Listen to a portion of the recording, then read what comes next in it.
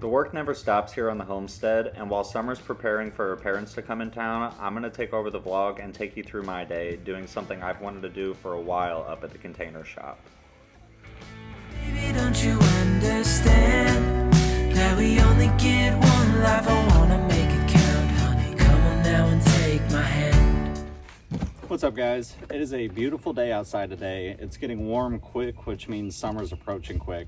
And with summer comes a lot of heat and a lot of humidity because we're in Missouri. It's always really humid here in the summer, and so one of our biggest concerns inside of our shop is mold and mildew building up because we keep all of our stuff from our old house in there, summer's Christmas decorations and all kinds of stuff like that. So while I know we're not going to be able to really cool down the building because it's an uninsulated steel building, this should definitely help to be able to keep the humidity down inside the building.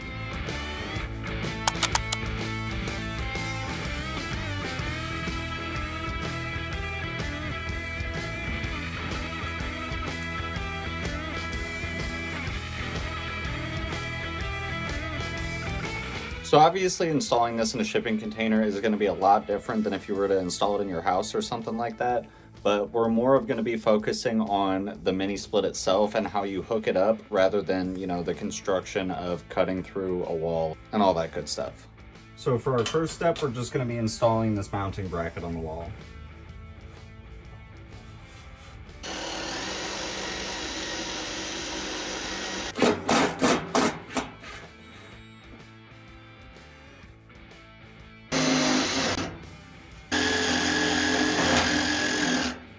Next, we're going to snap off this pre-cut piece of plastic so that way we have somewhere for the lines and the power wire to come out the side.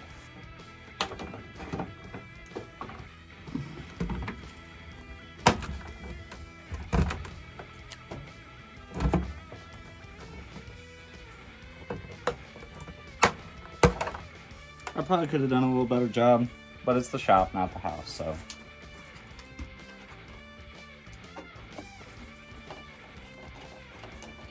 Now the next thing we're going to do is get our line set hooked up to the indoor unit.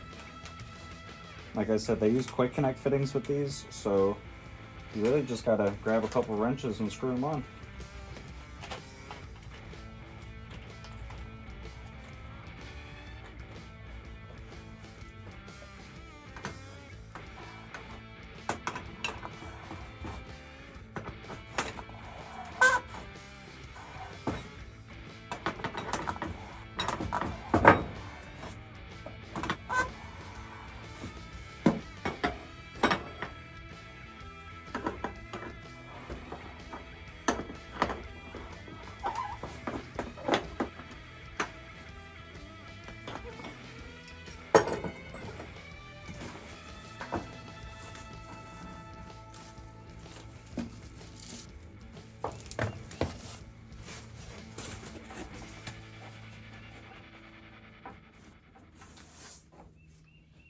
So I'm not really sure what happened, but something happened with the GoPro and I didn't get the clip of me hanging this up on the wall. Just so you know, I literally just set it on top into the hooks and then it snaps into place. Super, super easy to do.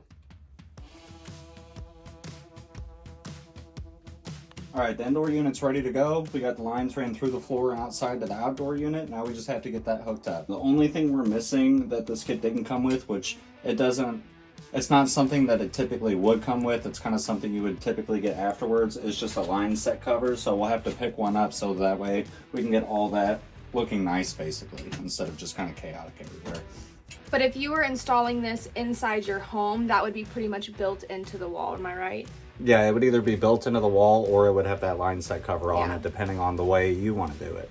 So now we're going to get this line set connected to the outdoor unit.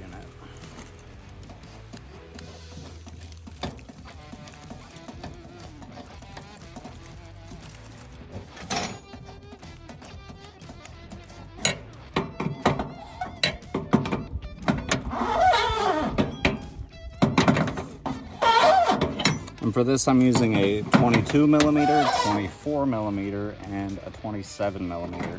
I think it's supposed to be a 26 millimeter, but I couldn't find one. So 27 works. And don't go too crazy with over tightening it. It doesn't need the Hulk to tighten it. It just needs to be firm, basically.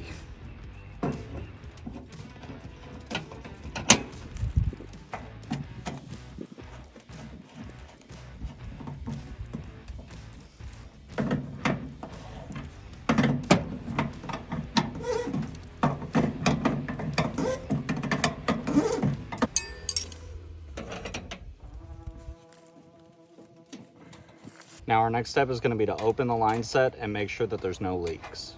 So we're going to take these caps off, and then it actually came with a little tool for this, so you really don't need any specialty tools for this. Your basic wrench set will pretty much get you through it all. So we're going to start with the bottom line, and we're going to go clockwise until it stops. That's how we know our line is all the way open. It needs to be completely open, otherwise you can run into issues.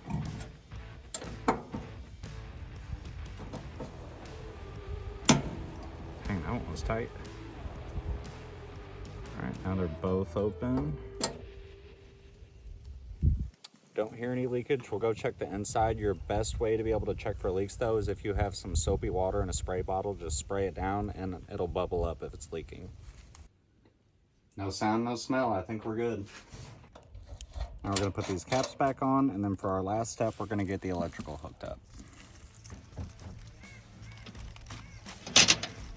And it has a nice handy little wiring diagram on the back of the cover right here, so you can't really mess it up.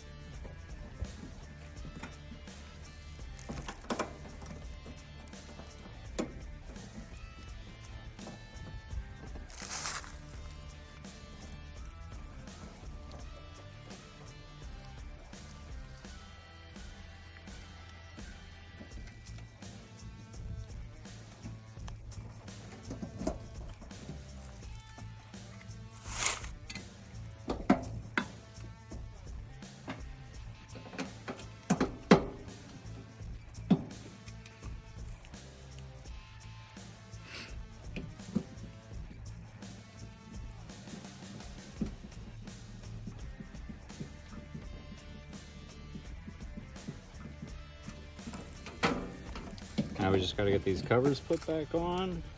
We're pretty much done.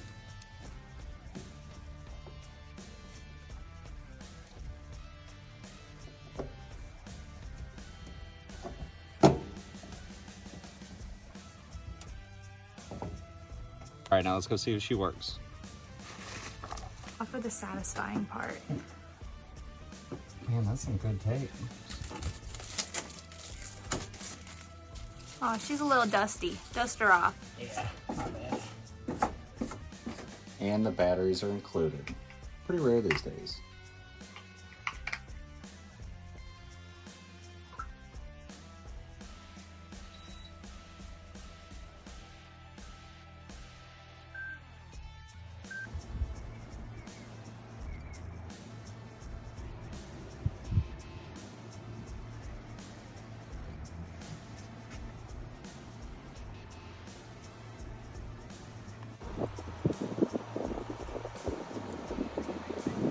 That actually feels so nice. Yeah, it's nice and cool.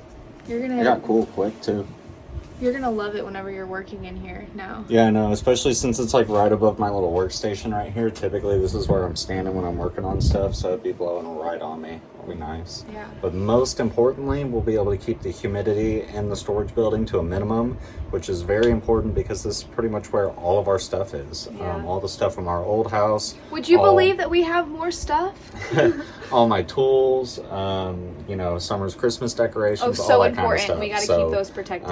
yeah, definitely want to keep the humidity down in here so we don't have to worry about any mold or mildew or anything like that. So yeah, this was a super easy DIY system. It only took about an hour to install, and I used, I think, 4 tools, 3 wrenches and a screwdriver, so you really cannot beat it. As always, everything you need to know will be linked down in the description. So thanks again to Mr. Cool for sponsoring today's video and letting us try out this mini split. Now, I'm gonna try and get this shop cleaned and enjoy this nice cool air. We'll see you in the next one. Baby, don't you understand?